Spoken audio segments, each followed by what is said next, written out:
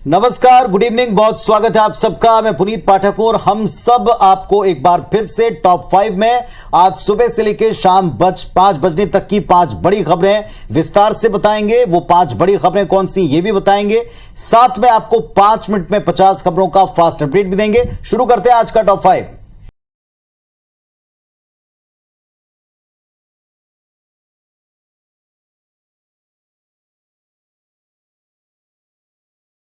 और चलिए सबसे पहले टॉप 5 में आज की वो टॉप खबरें कौन सी हैं जो आप तक विस्तार से पहुंचाएंगे। टीवी स्क्रीन पर आप देखेंगे, देखें आप, ये हैं आज की वो 5 बड़ी खबरें जिन पर आपकी नजर विस्तार से समझाने के साथ हम पहुंचाने वाले हैं। पहली बड़ी खबर मैं पुनीत पाठक आप तक पहुंचाऊंगा।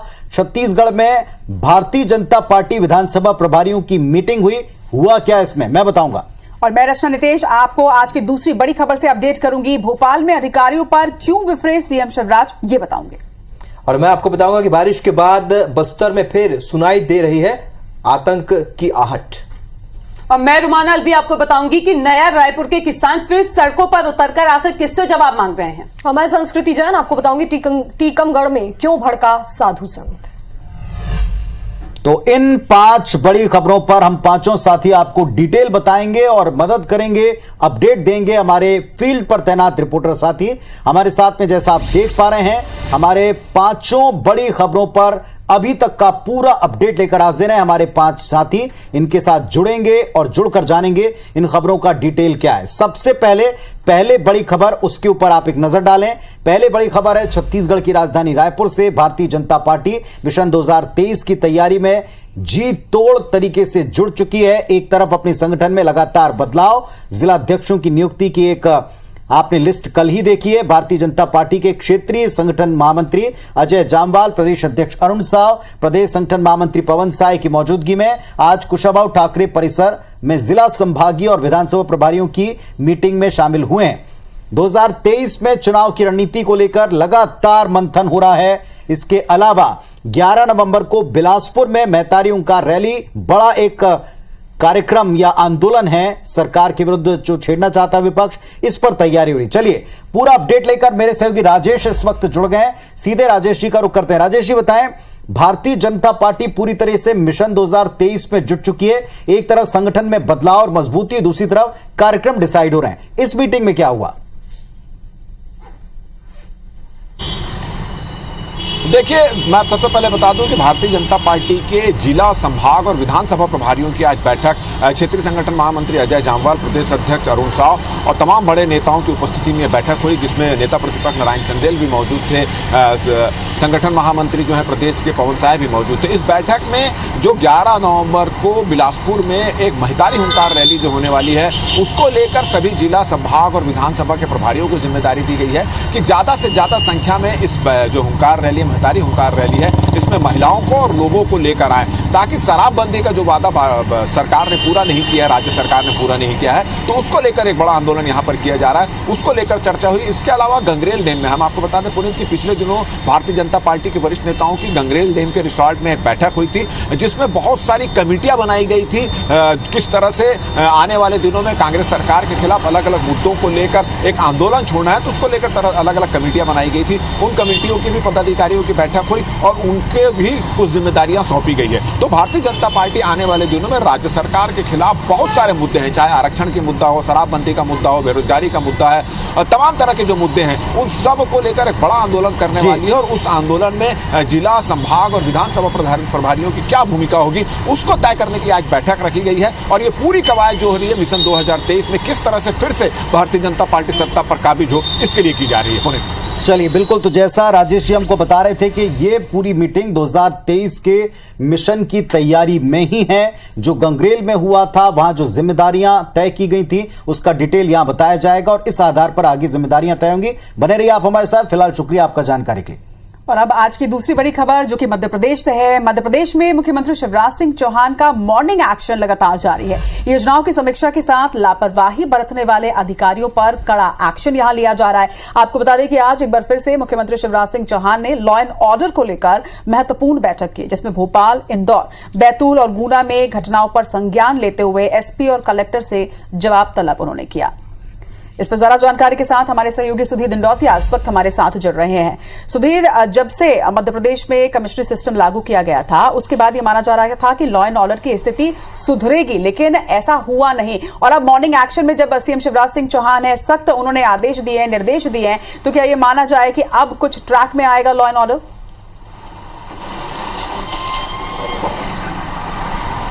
देखिए रचना, बिल्कुल अगर बात करें तो मुख्यमंत्री के तेवर देखकर अगर कहा जाए कि बदले बदले से सरकार नजर आते हैं तो गलत नहीं होगा, क्योंकि मुख्यमंत्री की छवि जो है पिछले 15 साल से मध्य प्रदेश के अंदर एक सॉफ्ट छवि, मामा की छवि के रूप में शिवराज सिंह चौहान हमेशा प्रसिद्ध रहे हैं। पर लेकिन इन दिनों पिछले कुछ महीनों से मुख्यमंत्री के तेवर जो है सख्त नजर आने लगे हैं और इसके पीछे की जो मंशा है वो बिल्कुल साफ है कि गड़बड़ी करने वाले जो अधिकारी हैं, जो नौकरशाह हैं, उनको सख्त सजा दी जाए, उनको सख्त सबक सिखाया जाए, जिससे कि जनता को सरकार की योजनाओं का और सरकार के जो स्कीम है उसका लाभ मिल सके।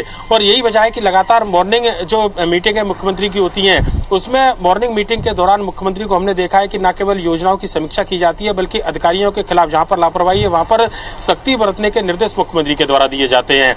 आज भी मुख्यमंत्री ने 4 जिलों की, भोपाल, गुना, बैतूल और इंदौर जिले की कानून व्यवस्था की समीक्षा की थी और यहाँ पर जो पिछले दिनों घटनाएं घटित हुई है, न केवल इनको लेकर नाराजगी जाहिर की गई बल्कि इंदौर के अंदर जो एडीएम थे पवन जैन, उनके खिलाफ सख्त कार्रवाई के निर्देश मुख्यमंत्री ने दिए थे और दोपहर के बाद में, यानी कि मुख्यमंत्री के निर्देश के बाद में, उनको मंत्रालय अटैच कर दिया गया था। एडीएम पवन जैन के ऊपर यह आरोप था कि जन सुनवाई के दौरान जो एक दिव्यांग व्यक्ति उनके पास पहुंचा था, न केवल उससे अभद्रता की गई बल्कि पुलिसकर्मी के द्वारा, जो वहां पर उनकी सुरक्षा में पुलिसकर्मी तैनात था, उसने भी उस दिव्यांग व्यक्ति के साथ में बदसलूकी की। लिहाजा मुख्यमंत्री के पास शिकायत पहुंचने के बाद में आज सख्त एक्शन सीएम शिवराज ने इस पूरी बैठक के दौरान लिया और वर्चुअल माध्यम से बैठक के दौरान ही न केवल मुख्यमंत्री ने उन्होंने अपने सख्त रवैये से ये तो बिल्कुल साफ कर दिया गया है कि ना तो लापरवाही बरती जाएगी और ना ही असंवेदनशीलता। आप बने रहिए हमारे साथ, तमाम जानकारी के लिए आपका शुक्रिया। चलिए रुक करते अगली खबर का। मौसम के बदलने के साथ ही अब नक्सली भी अपनी स्ट्रेटेजी बदलने लगे। बारिश का मौसम खत्म होते ही छत्तीसगढ़ में नक्सली एक बार फिर सक्रिय हो चुके हैं और पहली घटना कांकेर 4 गांव इलाके की तस्वीरें आप देख रहे हैं, जहां नक्सलियों ने खदान के काम में लगे वाहनों को आग के हवाले कर दिया। दूसरी घटना बीजापुर में भी हुई, जहां पर नक्सलियों ने जवानों पर हमला किया, आईडी बॉम्ब प्लांट कर घटना को अंजाम दिया, जिसमें एक वाहन घायल हुआ। तीसरी घटना बीजापुर की है, जहां पर जिना अदालत लगाकर 2 ग्रामीणों की मुखबिरी के शक में हत्या कर दी गई। अनूप अवस्थी हमारे सहयोगी की जानकारी के साथ इस खबर पर हमारे साथ लाइव जुड़े। अनूप, मौसम बदल रहा है, नक्सलियों की स्ट्रेटेजी बदल रही है, फोर्स को भी क्या अपनी स्ट्रेटेजी बदलनी होगी, पुलिस को भी अपनी स्ट्रेटेजी बदलनी होगी क्या? केंद्रीय मंत्री कह चुके, केंद्रीय गृह मंत्री, कि नक्सलवाद पर काफी हद तक छत्तीसगढ़ में काबू पाया जा चुका है, लेकिन एक बार फिर से घटनाएं बढ़ी। बिल्कुल, देखिए जैसे ही मौसम में बदलाव हुआ है, नक्सलियों ने अपनी स्ट्रेटेजी बदली है। कांकेर से लेकर बीजापुर तक नक्सली कहीं ना कहीं वारदात को अंजाम देने का प्रयास कर रहे हैं और अपनी उपस्थिति दर्ज करा रहे हैं। देखिए ऐसे जगहों पे नक्सली अपनी उपस्थिति दर्ज करा रहे हैं जहां पे एक लंबे अरसे तक कोई घटना नहीं हुई। अगर बीजापुर की बात करें तो पिछले साल अप्रैल में वहां पर एक बड़ी घटना हुई थी। नक्सलियों ने सुरक्षा बल के जवानों पर हमला किया था और 23 जवान वहां पर शहीद हो गए थे।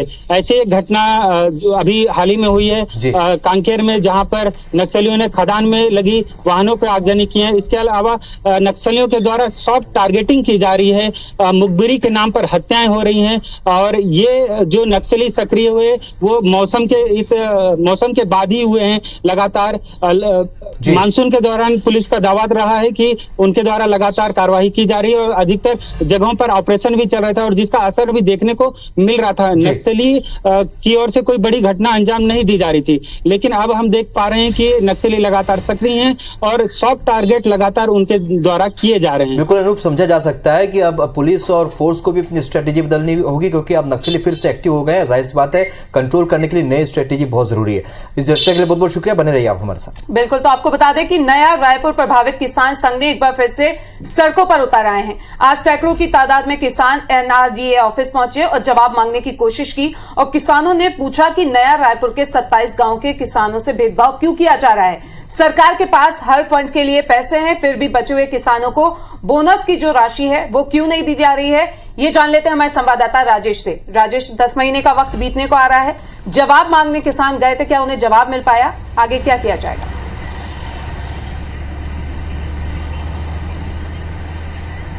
रुमिना, जवाब मिला उन्हें एनआरडीए की ओर से, लेकिन जो जवाब मिला वो संतोषजनक नहीं था और किसान बेहद परेशान हैं, बेहद नाराज हैं और वहां से एनआरडीए के सीईओ से मुलाकात करने के बाद वो सीधे रवाना हुए हैं कृषि मंत्री से मुलाकात करने। वो जवाब मांगेंगे कि आखिर उन्हें दिवाली सुख चैन से मनाने की आज़ादी क्यों नहीं मिलनी चाहिए। दरअसल मसला ये है कि जब नया रायपुर बसाया गया तो 27 गाँव की जमीनें ली गई, उन किसानों की जमीनें ली गई और उस वक्त जो पुनर्वास पैकेज हुआ था उसी पे 11वीं संचालक बैठक जो एनआरडीए की थी उसमें यह तय किया गया था कि जो किसान प्रभावित हुए हैं, जिन किसानों से जमीनें ली गई हैं, उन्हें 1200 स्क्वायर फीट डेवलप करके उनके परिवार के युवाओं को दिया जाएगा। ये 11वीं मंडल संचालक मंडल जो 2013 में बैठक हुई थी उसमें यह तय कर दिया गया था। लेकिन अब जो इस साल जून की बैठक हुई है उसमें एनआरडीए ये कह रहा है कि ये फैसला अव्यवहारिक था, किसानों को ये जमीन नहीं दी जा सकती। और जैसे ही किसान को ये पता चला है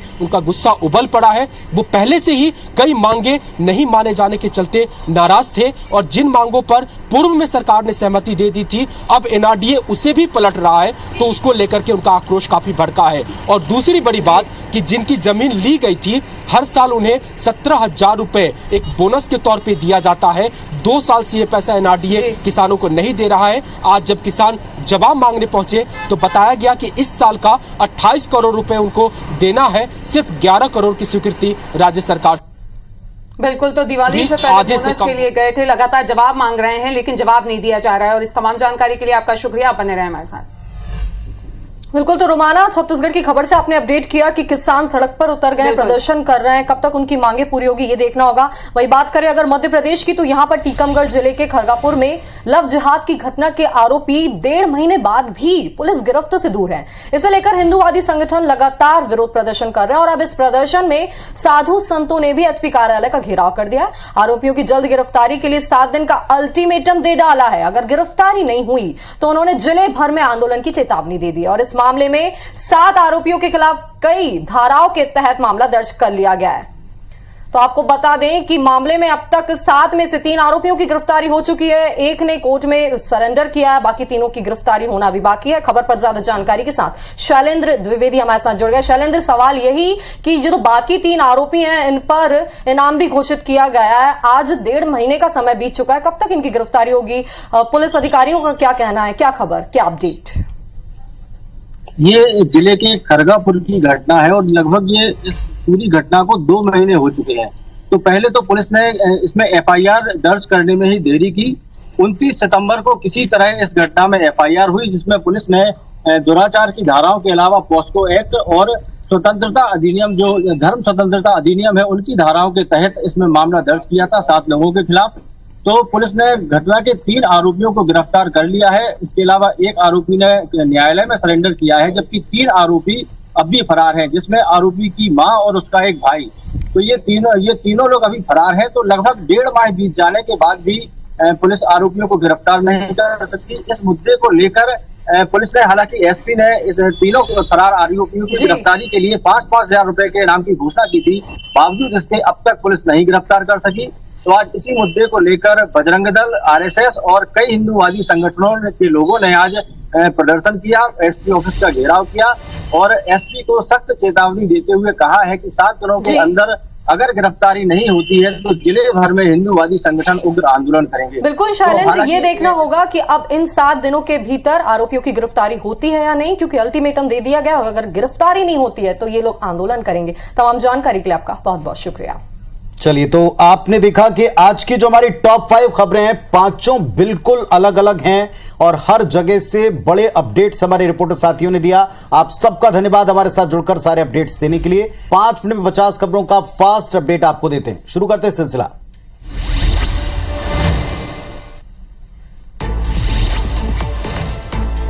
ग्वालियर में लोडिंग वाहन और ऑटो की जोरदार भिड़ंत हो गई। हादसे में ऑटो में सवार 4 लोगों की मौत हो गई, 5 की हालत गंभीर है। घायलों का निजी अस्पताल में इलाज जारी। भोपाल पुलिस कमिश्नर कार्यालय में किन्नरों ने किया हंगामा। काजल, बबैया किन्नर समेत दूसरे बदमाशों पर गुंडागर्दी करने का लगा आरोप। टीकमगढ़ में लव जिहाद के मामले में आरोपियों की गिरफ्तारी नहीं होने से नाराज हिंदूवादी संगठनों ने किया प्रदर्शन। बड़ी संख्या में लोगों ने साधु संतों के साथ एमपी कार्यालय का किया घेराव। कबीरधाम पटरिया में अनिश्चितकालीन धरने पर बैठे संविदा कर्मचारी, कारखाने का मेंटेनेंस कार्य बंद, प्रबंधन ने जल्द निराकरण के दिए निर्देश। जनजातीय सुरक्षा छत्तीसगढ़ के युवा मंच ने बिलासपुर कलेक्ट्रेट का घेराव किया। 32% आरक्षण फिर लागू करने की मांग, राष्ट्रपति, राज्यपाल और मुख्यमंत्री के नाम सौंपा ज्ञापन। बदहाल सड़कों को लेकर चंदपुर विधानसभा क्षेत्र में निकाली गई पदयात्रा, पूर्व भाजपा प्रत्याशी संयोगिता सिंह ने नेतृत्व में लोगों से किया पैदल मार्च। मुरैना में डकैत गुड्डा गुर्जर और उसके रिश्तेदारों ने ग्रामीणों की जमीन पर किया कब्जा, लोगों ने पुलिस अधीक्षक से मदद की लगाई गुहार। हटा के कुटरी ग्राम पंचायत में नवनिर्वाचित सरपंच पर युवक ने किया जानलेवा हमला, गंभीर हालत में दमोह किया गया रेफर, मामले की जांच में जुटी पुलिस। हटा जिले से मारपीट का वीडियो सोशल मीडिया में हो रहा है वायरल। वीडियो उप पंजीयक कार्यालय के बाहर का बताया जा रहा है, जहां पर जमीन विवाद को लेकर दो पक्षों में हुई मारपीट। जबलपुर के मनकेड़ी में बाइक चोरों की शक में युवक की पीटकर हत्या कर दी गई है। पुलिस ने 24 घंटे के अंदर दोनों आरोपियों को गिरफ्तार किया। जबलपुर के कुसली गांव में देवी विसर्जन के दौरान मारपीट में घायल युवक की इलाज के दौरान मौत, पुलिस ने 6 लोगों पर दर्ज किया केस। भोपाल में महिलाओं के अपराधों का लगातार बढ़ रहा आंकड़ा, पन्ना में नाबालिग लड़की के साथ गैंग रेप, पुलिस ने 2 आरोपियों को किया गिरफ्तार। बिलासपुर में अनियंत्रित होकर पेड़ से टकराई यात्री बस, हादसे में बस में सवार 4 यात्री घायल, सबको अस्पताल ले जाया गया। बलरामपुर के कुसमी में डॉक्टर ने गलत इंजेक्शन लगने से 2 साल के मासूम की मौत, सीएमएचओ ने जांच टीम का किया गठन।